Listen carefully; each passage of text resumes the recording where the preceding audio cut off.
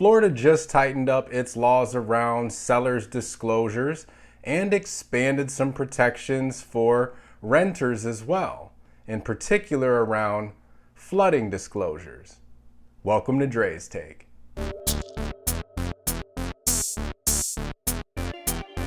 So back in 2024, Florida rolled out a new law that required an additional disclosure form for flood risks when selling your home.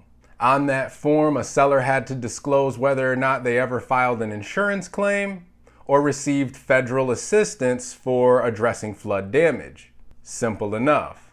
But here's the thing. In Florida, it's already the law that sellers have to disclose any known material defects that affect a property's value. This was a direct result of a case we know as Johnson v. Davis. The flood disclosure was just to make things extra clear when it came to flooding specifically. But this year, Florida lawmakers decided to take it a step further. Now, if you're selling a home, you have to disclose any flood damage that occurred while you owned the property, even if an insurance claim was never filed. And the part about receiving federal assistance was too narrow in scope, so they've broadened that to any assistance. This means if you received federal, local, state, or heck, potentially could be interpreted as if you received assistance or help from neighbors or friends.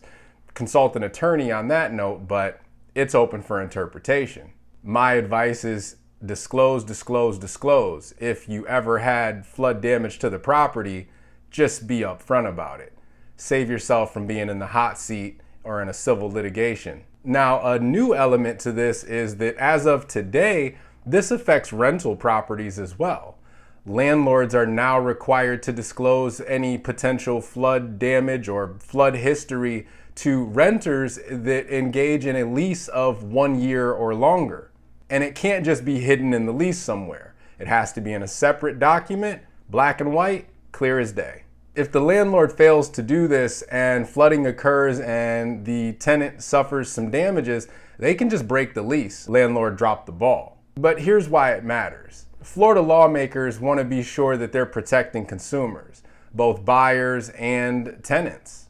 And they feel it's only right that you have a full and accurate picture of a property's flood history in a state where, let's be real, flooding is always a risk. So here's my take. Although this seems like just more bureaucracy, red tape, and more paperwork to fill out, it's really about trust and transparency, which are of the utmost importance when you're talking about major purchases like a home. It's usually somebody's largest financial decision. And no one wants to be blindsided with a property that's prone to flooding after they've spent $500,000 to acquire it. But what do you think? Are these disclosures important, necessary? Do they add more protection?